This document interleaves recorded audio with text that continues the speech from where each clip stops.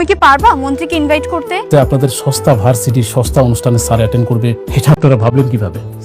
Sir আপনি sir বলুন, আপনাকে কিভাবে আমি সাহায্য করতে পারি, প্লিজ বলুন। ঋতু, তোর জামাই না শুধু তোর বাসায় কাজ করতো, এখন দেখে গাড়িও চালায়। কিন্তু তুই কি পাগল হয়ে গেছিস? তুই ওকে কেন নিয়ে আসছিস সাথে করে?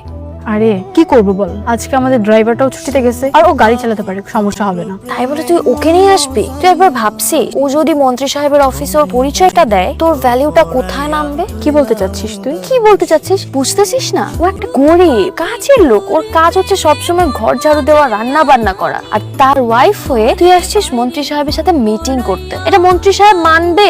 জানতে পারলে আমাদেরকে অফিস থেকে ধাক্কা দিয়ে বের করে দেবে। গোলাম এসব কাউকে বলবে না। রাইট গোলাম, কান খুলে শুনে রাখ, ওখানে গিয়ে কারোর সাথে বাড়তি কথা বলবি না। ঠিক আছে ম্যাডাম। এক্সট্রা খাতির জমানোর চেষ্টাও করবি না। আচ্ছা আচ্ছা ম্যাডাম। একদম চুপচাপ বসে থাকবি। তোর পরিচয় শুধু তুই একটা ড্রাইভার, ভুলেও নিজের এই পরিচয়টা দিবি না যে তুই ঋতুর হাজবেন্ড। কথাটা যেন মাথায় থাকে। না না ম্যাডাম, আমি কারোর কিছু বলবো না। আমি তার থেকে বরং গাড়িতেই থাকি, আপনারা যান। হ্যাঁ, সেটাই বেটার।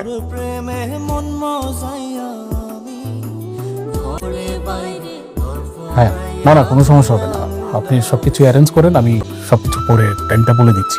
জি ডাকি। হ্যাঁ বলুন, মন্ত্রী স্যারের সাথে আপনাদের কি কাজ? আসলে আমরা আমাদের ইউনিভার্সিটিতে একটা সায়েন্স ফেয়ার অ্যারেঞ্জ করেছি, তো সেখানে স্টুডেন্ট অ্যাসোসিয়েশনের সবাই চায় মন্ত্রী সাহেব আমাদের প্রধান অতিথি হিসেবে থাকুক, আর সেই জন্যই আমরা স্যারকে ইনভাইট করতে এসেছি। ওনাকে কিন্তু থাকতেই হবে। বিষয়টা আপনারা যেভাবে বলছেন মনে হচ্ছে যেন মামা বাড়ির ডাক্তার, বললে সবকিছু হয়ে যাবে। মানে এরকম ছোটখাটো অনুষ্ঠানে আমাদের মন্ত্রী স্যার যায় না, প্লিজ আপনারা আসতে পারেন। স্যার প্লিজ আপনি একটু কথা বলে দেখেন, আর না হলে আমাদের সাথে একটু ছোট্ট একটা মিটিং এর ব্যবস্থা করে দেন, আমরা বেশি সময় নিব না। না দেখুন, মিটিং সিটিং এরও কিছু নেই, আর কথা বলার কিছু নাই। মানে স্যার এরকম সস্তা অনুষ্ঠানে যায় না, আপনারা আসতে পারেন। কিন্তু আমরা তো স্টুডেন্ট অ্যাসোসিয়েশনের সবাইকে কথা দিয়ে ফেলেছি যে স্যার এখানে থাকবে, আমাদের মান সম্মান থাকবে না। প্লিজ স্যার একটু দেখেন না। একটা কথা কতবার বলবো, দুবার বলা হয়ে গেছে। মন্ত্রী স্যারের বিভিন্ন রাষ্ট্রদূতের সাথে যে মিটিং গুলো, সেগুলো শিডিউলে এখনো শেষ হয়নি। তার মধ্যে আপনাদের সস্তা ভার্সিটির সস্তা অনুষ্ঠানে স্যার অ্যাটেন্ড করবে, এটা আপনারা ভাবলেন কিভাবে? এটা সম্ভব না। আপনারা আসতে পারেন। এখনো বসে আছেন কেন? যান প্লিজ। আপনার তো দেখে মনে হচ্ছে আপনার মনটা খুব খারাপ। কি হয়েছে ম্যাডাম? কি হয়েছে সেটা তুই জেনে কি করবি? না মানে আমি যদি কিছু কিছু করতে পারি? তুমি কি করতে পারবা? তুমি কি পারবা মন্ত্রীকে ইনভাইট করতে? ম্যাডাম, আপনারা তাহলে একটু গাড়ির মধ্যে বসেন, আমি একটু দেখি কিছু করতে পারি কিনা কথা বলা। ছাগলের কথা শুন, ওনাকে মন্ত্রীর সাথে কথা বলবে। আচ্ছা ম্যাডাম, আপনারা গাড়িতে বসেন, আমি একটু ওয়াশরুম থেকে আসি।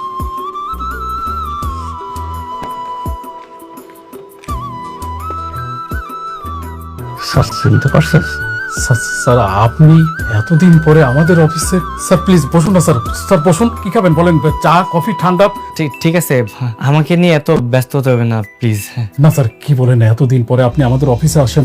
মন্ত্রী স্যারের মুখ থেকে অনেকবার আপনার কথা শুনেছি, এখনো বলে আপনার কথা। স্যার বলুন, আপনাকে কিভাবে আমি সাহায্য করতে পারি, প্লিজ বলুন। হ্যাঁ, আসলে আমার একটা সাহায্য দরকার ছিল। একটু আগে আপনাদের এখানে কিছু মেয়ে এসেছিল না? হ্যাঁ, দুটো ছাত্র। স্যার ওরা কি আপনার পরিচিত? হ্যাঁ, আমার পরিচিত। শিট, মানে ওরা আপনার কথা বলবে না?